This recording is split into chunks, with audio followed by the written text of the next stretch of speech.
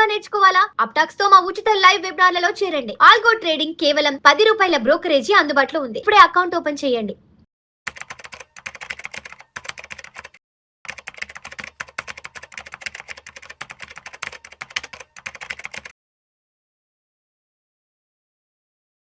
రామచంద్రమూర్తి గారు నమస్తే సార్. నమస్తే విష్ణు గారు. Welcome to Vishnu talks and welcome to Suman TV. Thank you. So Ramachandramurthy గారు, ఎప్పటి నుంచో మీతో ఒక యూనిక్ టాపిక్ గురించి మాట్లాడదాం అనుకుంటున్నాను సార్. ఇప్పుడు మన Indian market capitalization size almost $4.8 trillion to $5 trillion మన Indian stock market capitalization size కదా.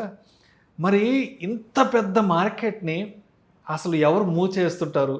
ఇంత పెద్ద మార్కెట్లో అసలు మార్కెట్ లీడర్స్ ఎవరు? దీన్ని ఎవరు కంట్రోల్ చేస్తుంటారు? అంటే ఇప్పుడు మనం ఒక మహాసముద్రాన్ని ఎగ్జాంపుల్గా తీసుకుంటే పెద్ద పెద్ద వేల్స్ని, షార్కుల్ని ఎగ్జాంపుల్గా తీసుకుంటాం, because they are the biggest players in the see.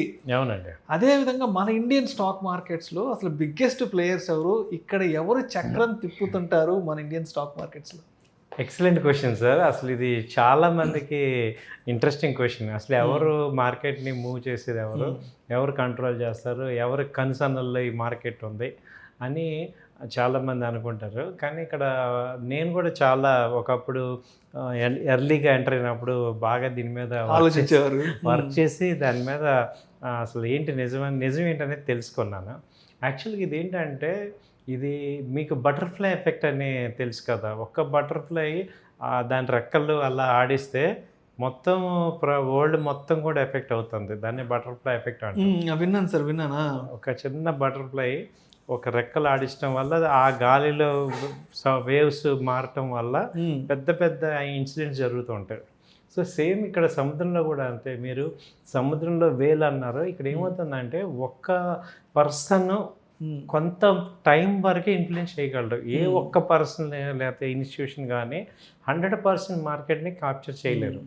అంటే ఇండియన్ క్యాపిటల్ ఏమైందంటే ఆ స్టేజ్ దాటిపోయింది.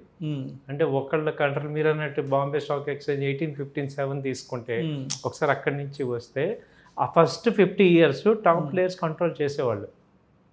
అలాగే ఇండిపెండెన్స్ 1947 నుంచి 50 వరకు తీసుకుంటే మేజర్గా ఈ టాటా గ్రూప్ కానీ, బిర్లా గ్రూప్ కానీ వీళ్ళు కంట్రోల్ చేశారు. లాస్ట్ 100 yearsలో అంత వాళ్ళు. తర్వాత 1987 రిలయన్స్ వచ్చారు, వాళ్ళు కూడా బిగ్ ప్లేయర్స్ అయ్యి వాళ్ళు కంట్రోల్ చేశారు. 2000 తర్వాత ఏమైందంటే, ఎప్పుడైతే ఎలక్ట్రానిక్ మీడియా వచ్చేసిందో, ఆన్లైన్ ప్లాట్ఫామ్స్ ఎప్పుడైతే స్టార్ట్ అయిపోయినాయో అప్పుడు ఏమైందంటే, అదివరకు ఈ ఆక్ట్రై విధానం ఉంటుంది బీఎస్సీలో. అంటే ఓపెన్ ఆక్టర్ అంటే ఆ రింగ్లో అరుచుకొని ఆ బ్రోకర్స్ కంట్రోల్ చేసేవాళ్ళు. యాక్చువల్గా ఏది 2000 బిఫోర్ వరకు బ్రోకర్స్ కంట్రోల్ చేసేవాళ్ళు. ఆ బ్రోకర్స్ని ఈ కంపెనీస్ ఇన్ఫ్లుయెన్స్ చేసేవి. చాలా సినిమాల్లో చూస్తుంటారు, బ్రోకర్స్ పేపర్ కూడా అరుస్తూ ఉంటారు. ఇది అలాగే బ్యాంక్స్ కంట్రోల్ చేసేవి, ఎందుకంటే వాళ్ళకి ఫైనాన్స్ ఇస్తుంటాయి. సో ఇదంతా ఒక ఇండైరెక్ట్గా ఒక రకంగా జరిగింది. సో ఇప్పుడు 2000 తర్వాత ఏమైందంటే, సెబీ ఎంటర్ అయిపోయాక, సెబీ అనేది వచ్చాక ఏమైందంటే, ఇక సింగిల్ ప్లేయర్ మోనోపలి లేదు. ఓకే. అదివరకు ఎక్స్చేంజ్ కూడా బీఎస్సీలో ఎక్స్చేంజ్లో ఎవరైతే మెంబర్స్ ఉన్నారో వాళ్ళ కన్సర్న్లో కూడా జరిగేది. ఎందుకంటే అది ప్రైవేట్ లిమిటెడ్, అది ఫామ్ అయిపోయింది. తర్వాత హర్షద్ మెహతా స్కామ్లు ఇవన్నీ చూసాక కొంచెం రిలీజ్ అయ్యాక ఎప్పుడైతే సెబీ కనుక గవర్నమెంట్ ఆ సెపరేట్ గవర్నింగ్ బాడీని తీసుకొచ్చి ఈ ఎక్స్చేంజెస్ అన్ని సెబీ కంట్రోల్ రావటం, తర్వాత ఎన్ఎస్సి ప్లాట్ఫామ్ స్టార్ట్ అవటం, ఈ లోకల్ ఎక్స్చేంజ్లు అన్నీ కూడా బీఎస్సీలో కలిపేయటం. అదరకు Calcutta exchange, Hyderabad exchange, Chennai exchange, ఇలా రకరకాలుగా ఉంటాయి. సో 2000 వరకు ఎవరు ఇష్టం వచ్చినట్టు దాన్ని జరిగింది, నడిపించారు, ఎవరు చక్రం తిప్పారు. ఆ తిప్పడంలో కూడా ఒకరికొకరు అండర్స్టాండింగ్తో కూడా తిప్పుకున్నా కూడా ఉన్నాయి. అవునులే ఇంటర్నల్గా. సో రీటైల్ క్లయింట్స్ని కొంచెం దెబ్బతీసినవి కూడా జరిగినాయి. బట్ 2000 తర్వాత ఎప్పుడైతే ఇంటర్నెట్ వచ్చేసిందో, ఎలక్ట్రానిక్ మీడియా వచ్చేసిందో, అప్పుడు ఎన్ఎస్సి కొత్తగా ప్లాట్ఫామ్ స్టార్ట్ అయ్యాక ఇక ఎన్ఎస్సిలో కంప్లీట్ టైటన్ అయిపోయింది. అందరు ఆటలకు అక్కడ మొత్తం టైటన్ పడిపోయింది. ఇప్పుడు 2000 నుంచి చూసుకుంటే ఒక 4 రకాలుగా కంట్రోల్ అవుతుంది. ఒకళ్ళు ఏమంటున్నామంటే ఫారిన్ ఇన్స్టిట్యూషనల్ ఇన్వెస్టర్స్ ఒక పోర్షన్. అంటే ఏ సింగిల్ పర్సన్ కంట్రోల్ లేదు, ఇక ఇది ఓపెన్ మార్కెట్ అయిపోయి ఇప్పుడున్న మార్కెట్లో మీరు అన్నట్టు 5 ట్రిలియన్ ఏదైతే ఎకానమీ ఉందో దాన్ని 4 పార్ట్లు చేసుకుంటే ఒక 1.2 ట్రిలియన్ ఎఫ్ఐఎస్ ఉన్నారు. అలాగే డిఐఎస్ డైరెక్ట్ ఇన్స్టిట్యూషనల్ ఇన్వెస్ట్మెంట్స్, తర్వాత హెచ్ఎన్ఐస్ హై నెట్ ఇన్వెస్టర్స్, ఆ తర్వాత రీటైల్ ఇన్వెస్టర్స్ మనలాంటి వాళ్ళందరం కలిపి రీటైల్. ఇప్పుడు ఇక్కడ నలుగురు ఏం చేస్తున్నారంటే 4 రకాల రోల్స్ ప్లే చేస్తున్నారు.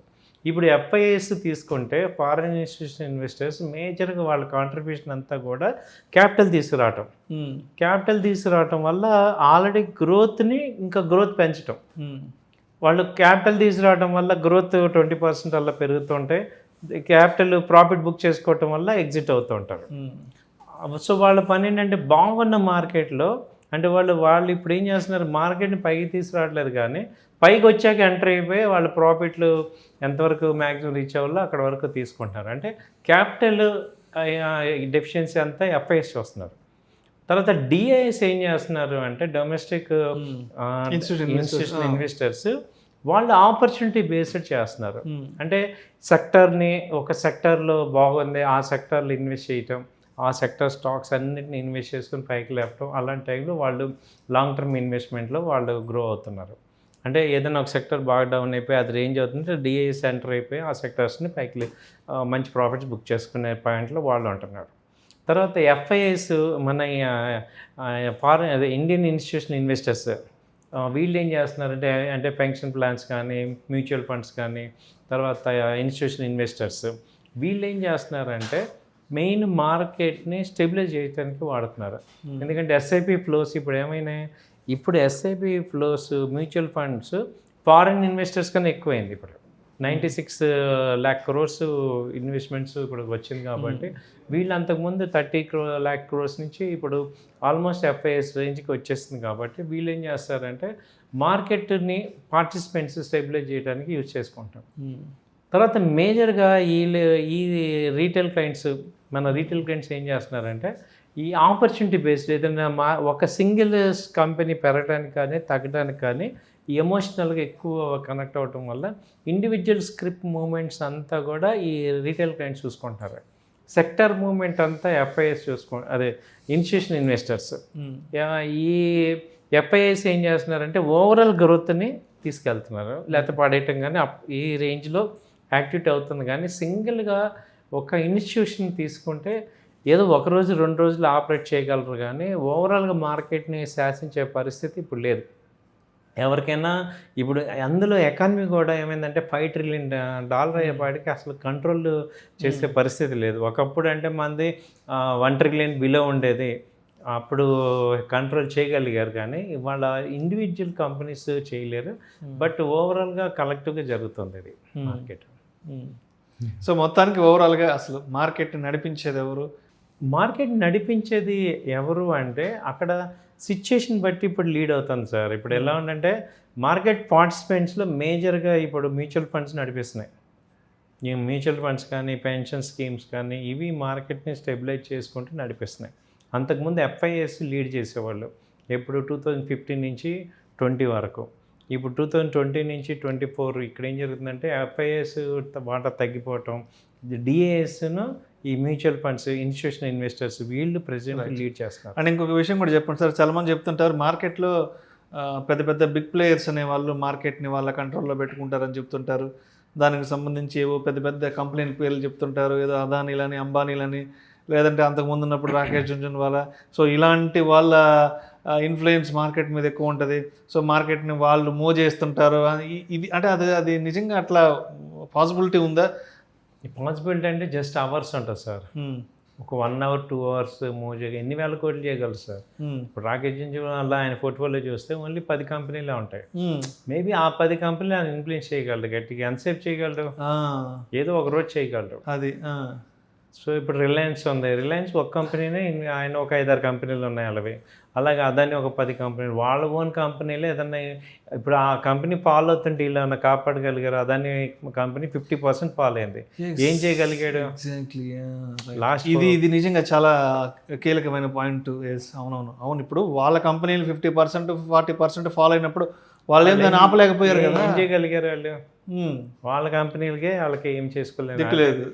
ఏదో నార్మల్గా అన్ని బాగున్నప్పుడు ఏదన్నా చేస్తారు, కానీ న్యూస్లో ఏమైనా బ్యాడ్ న్యూస్లు వచ్చినప్పుడు కానీ కరెక్షన్స్ క్రాషెస్ వచ్చినప్పుడు ఎవరు ఏం చేయరు. మార్కెట్లో ఎవరు ఆట నడవదు, అస్సలు నడవదు. అది ఒకప్పుడు నడిచింది, 2000 బిలో వరకు నడిచింది. ఇప్పుడు అప్పుడు నడిపించారు కదా 92 ఆ టైంలో హర్షద్ మెహతా వాళ్ళు గట్టిగా నడిపించారు. లేదు, ఇప్పుడు మనం అలా చూసుకుంటే ఎనీ కంపెనీ డూయింగ్ ఫ్రాడ్ ఇమ్మీడియట్గా బ్యాన్ అయిపోతున్నాయి. ఎస్ బ్యాంక్ లాంటి కంపెనీలు, తర్వాత కింగ్ ఫిషర్ మనం చూసాం, జెట్ ఎయిర్వేస్ చూసాం, ఇప్పుడు అనిల్ అంబానీ కంపెనీస్ అన్ని కూడా ఇవన్నీ కదా. ఇప్పటికీ ప్రతిరోజు కోర్టుల చుట్టూ తిరుగుతూనే ఉన్నాడు కదా. కాబట్టి వాళ్ళు ఎవరన్నా ఫ్రాడ్ చేసినా ఇమ్మీడియట్ గా అసలు క్షమించట్లేదు. ఏం వెనక ముందు చాలా అసలు అంత గొప్ప వాళ్ళే లాబింగ్ చేసుకున్నంత అవకాశం లేదు అసలు ఇవాళ లేదు. ఈవెన్ అసలు చాలా చాలా సివియర్ పనిష్మెంట్స్ ఉన్నాయి. ఏమి అసలు ఫ్రాడ్ చేసే పరిస్థితి లేదు. అంటే ఇంకా చేద్దామని ట్రై చేసినా కానీ అక్కడ లూప్ హోల్స్ ఎక్కడ కూడా చాలా తక్కువ ఉన్నాయి ఏదన్నా. బట్ ఏదైనా 1 డే 2 డే గేమే తప్ప వాళ్ళు మొన్న కూడా చూశారు కదా, ఇండియన్ పట్టుకున్నారని ఆప్షన్స్ సెల్లింగ్ చేశారు, ఆప్షన్స్ మీద చేసి 6,000 కోట్లు సంపాదించారు. దాని డేటా బయటకు వచ్చింది, వాళ్ళు ఎక్స్ప్లెనేషన్ అడుగుతున్నారు. ఈవెన్ ఎఫ్ఐస్ని కూడా ఎవరు వదలట్లేదు. సో ప్రస్తుతం అంటే సెబీ నుంచి తప్పించుకోవడం అనేది అది చాలా స్ట్రిక్ట్గా ఉంది, చాలా స్ట్రిక్ట్గా అయితే ఉంది. Right sir, right sir, thank you so much Ramachandramurthy గారు. సో ఎప్పటి నుంచో అంటే నా మైండ్లో ఉన్న ఒక మంచి టాపిక్ గురించి ఇవాళ అడిగే అవకాశం వచ్చింది. మీరు కూడా చాలా చక్కగా మన ఆడియన్స్తో పంచుకున్నారు. థ్యాంక్ యూ సో మచ్ అండి. థ్యాంక్ యూ సార్, నమస్తే.